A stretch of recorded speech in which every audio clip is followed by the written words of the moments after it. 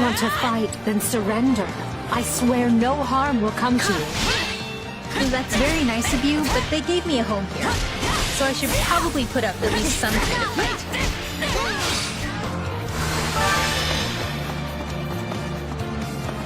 Helicopter, helicopter! Para, para!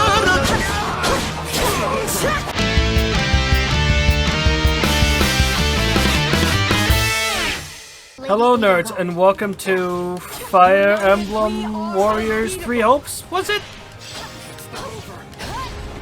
I don't know if you could tell, but I was a pretty big Dynasty Warriors person. Let's work together. I still like it. I'm not gonna lie. Gladly handle this. But it Here I go. They must learn who they're up against. Kawaii has been having some issues lately, and I gotta say, not a big fan of a lot of them. But after playing the demo for this game, and well, yeah, after playing the demo, I decided that I'm just gonna get the game. My budget allowed me to get like 1 or maybe 2 games for a little while, and I decided on this one based on the demo. Demos work, people. They work. Please stop trying to pretend they don't. I know why people in the game industry don't like them. It's because they might convince people they don't want to play the game. That's a risk that you take, and you know what? You're not going to have to refund if they decide they don't like the game. Wacky, I know. The rest is up to you. Let's talk about the game itself. It has a couple of issues that I can tolerate for the most part. I don't like the fact that the random enemies don't have health bars. What's up with that? Why can't they just have health bars? Please. Why, Kawaii? Now, have you played the previous Fire Emblem Warriors? Then, you know that the big gimmick for this one is being able to command units to do things for you. Just like the previous Fire Emblem Warriors.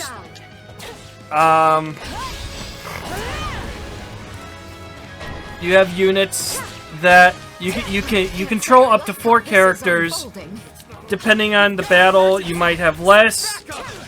You might also be able to send out 8 characters into a battle that you can tell what to do and whatnot. But you can only control 4 of them, and that hasn't changed with this, which I don't feel is a bad thing. I could be wrong. I don't know. It hasn't dampened my enjoyment of the game. But there are a couple of things the game has done differently compared to the other DW games, other Warriors games. Literally hundreds, I guess, at this point. It could literally be hundreds of games that they have. There's so many to keep track of. You got Dynasty, Samurai, One Piece, Orochi, Fire Emblem, Hyrule, a lot. I can understand why somebody might not want to get these games because they feel stale. But this game does a couple of things different, I feel. Specifically, what are some good examples? The game, I know I haven't done a whole lot of... there. That's one of the things I like. So most of the commanders don't have... It's like most of the commanders don't suffer from... Okay, now I have to figure out how to put this in words. Most generals that you find don't suffer from knockback, with a couple of exceptions, like when their vulnerability thing is shown. I assume that you are attacking that monk right now. And their vulnerability is shown, which, if you don't know what you're doing, it just happens at random, but you can also do things, if you dodge and guard at just the right time, then you're more likely to show their vulnerability. And yeah, just if you've played any recent Dynasty Warriors games, Dynasty Warriors 8, Hyrule Warriors, Fire Emblem Warriors, if you played them, you know what I'm talking about when I say vulnerability bar thing. How does that please you? And yeah, it's not really any different in this one, except it pops up at random. It's more likely to pop up if you have a weapon triangle advantage. I've spent a lot of time playing this character. Let's switch it up a bit. The one thing I am not looking forward to about this game, and this isn't the game's fault mostly, is the fucking debates cropping up again. Is Edelgard a well-rounded person, a well-rounded character with genuine flaws, or is she literally worse than Hitler? I was tired of those with Three Houses. I'm not looking forward to them here. And I know just by playing as Edelgard, some people don't like it. And that's your choice. But I'm just tired. I don't know how battalions affect the game. I know that they will, I just don't know how. Maps show you where pots are. Different colored ones. I assume the red ones are money because the green ones are health. Let's see if I'm right on that. Let's deal with this. So yeah, I feel like the room for error isn't too bad for like timing your guard, because even with this like half-second delay, I'm still capable of hitting it pretty easily. I'm terribly sorry for the bother, my dear. I did do that time. It occurred that thing occurs semi-randomly, but it also occurs when they're using stronger than usual attacks for a little bit of time, which I use more as a warning to, yeah, money. Red is money. Which I use more to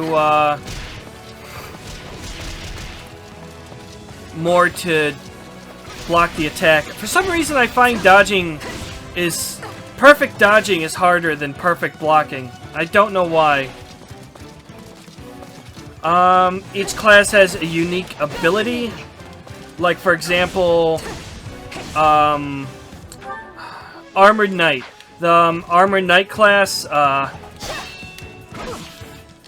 like Armored Knight class, if you use the charge ability, if you use basic charge, then you release. You bitch! You're part of my group. Never mind. I don't know what I'm thinking of. Each class has its own charge, own unique thing. Like the Armored Knight can charge and release an aura that hold on. What the fuck is going on in the other room?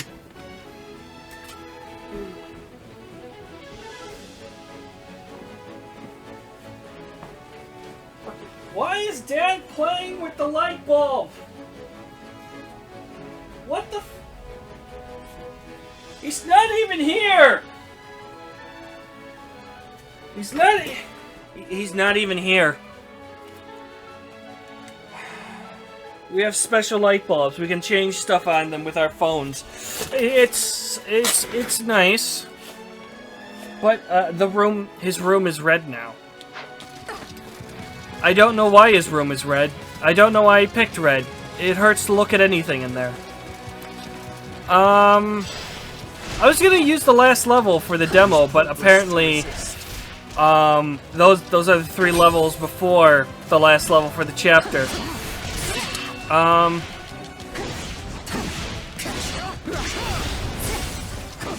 So yeah, you can equip characters with weapons, you can, if you don't know about it already, the story goes on a alternate timeline thing, which, spoilers for a several years game, I guess it's not the first time they've done this. We'll make good use of this. But you get to the time skip very early. Again, this I mentioned this is the demo. I'm sorry for the constant pausing. I've been suffering from a headache today, and I don't know why.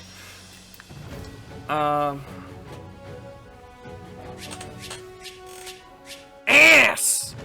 That didn't help my headache at all. Witness frigid pride. But it incorporates a lot of things from Three Houses into this game. Class mastery, Who knew stuff this like power that. slept within? Skills. Hey, a new power. All right. People that like Three Houses also have a tendency to like Dynasty Warriors games because Three Houses is pretty roughly based on the Three Kingdoms. Like, there's enough of a difference that it's not the same story. But, yeah. Leveling, I feel, isn't nearly as annoying in this game as it is in some other games. If you get... You can spend money to level people up, and you could essentially use that to grind your entire army. Well, all your characters, and at least for this particular chapter, it hasn't been all that expensive. Oh, I get a support conversation this time. 2 at least. So support conversations exist. Again, not all support levels have conversations. This is a bad example. Like, you can see Ferdinand C and A are conversations, Caspar is A only, Dorothea is A only, you know, stuff like that. I don't know how I feel about that in particular, with the fact that the main character is the only one who gets 3 conversations with everybody. But it's not that big of a deal.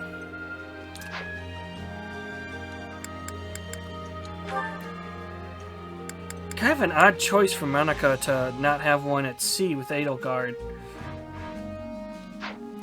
But, the main character is more thoroughly voiced in this game than in Three Houses.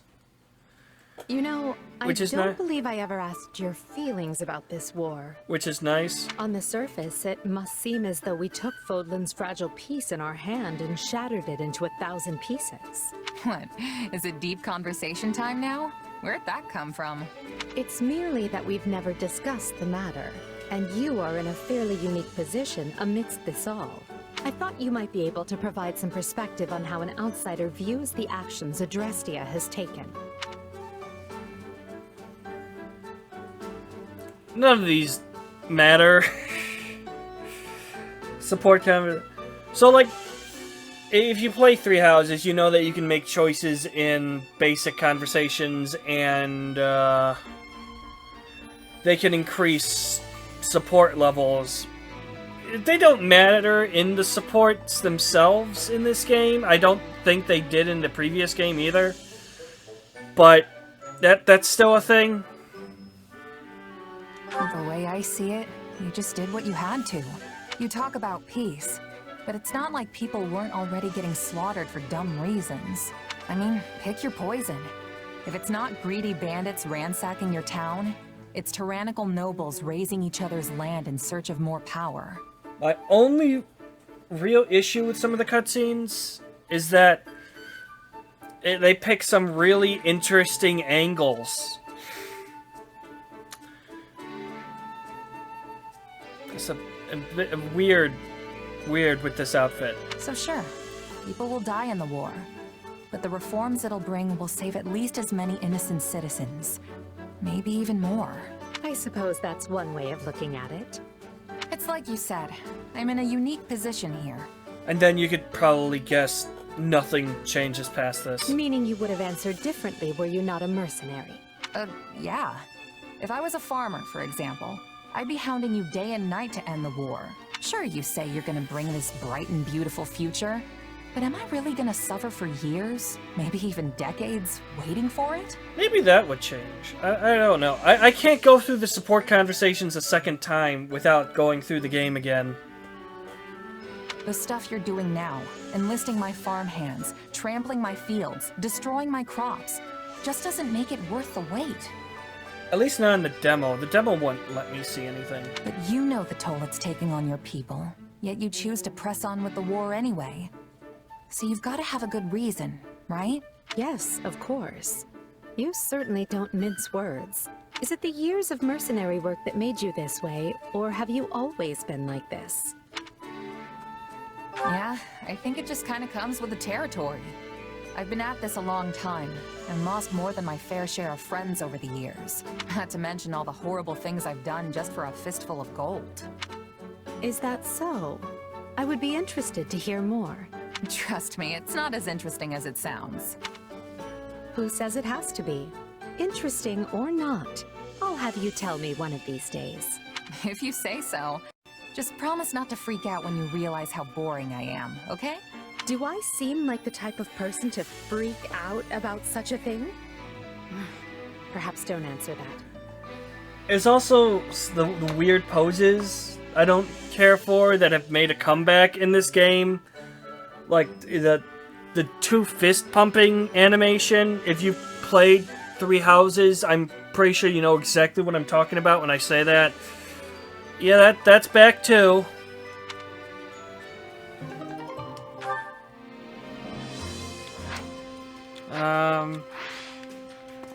I tend to forget about things when I'm put on the spot, and I know I'm only putting myself on the spot, but, yeah, there's a couple of nice things that are added to this. I can push the R button and select whatever I want to go to. You can upgrade facilities if you have resources. You get training points and free time points, I think they were called? I don't know off the top of my head. But basically you can spend points to train characters in their class. Characters share their weapon specialties. If one character, characters work in pairs, and if one character is better in specific weapon than the other one, then the second character will get weapon experience in what they're good with, and vice versa. Supports, Kitchen Master and Chore Master, they both use recreation points, I'm gonna call them. It's kind of odd because people can't do the same thing. Like, I can't send the same people to do chores. But when I finished a level and came back, they were available again. You're also not rushed to finish the chapter as quickly as possible. I had done the level you just saw a good number of times. Everybody's maxed out at level 15 at the moment. That's apparently supposed to change with the full game, which I have. And is there anything else? Is there anything else worth mentioning? I don't think so. The story is kind of interesting so far, since Byleth, the protagonist of of Three Houses, is the main antagonist in this game. She doesn't seem to have a massive role, but that could change. All in all, looking forward to playing through this. But for right now, I'm just gonna praise the combat. If they put in guarding, if they put in commanders that can resist knockback really well, so that you can't just hack and slash through everything that easily. If they put that in, put it in so that guarding and dodging at the right time rewards you in the main Dynasty Warriors games, that would be great.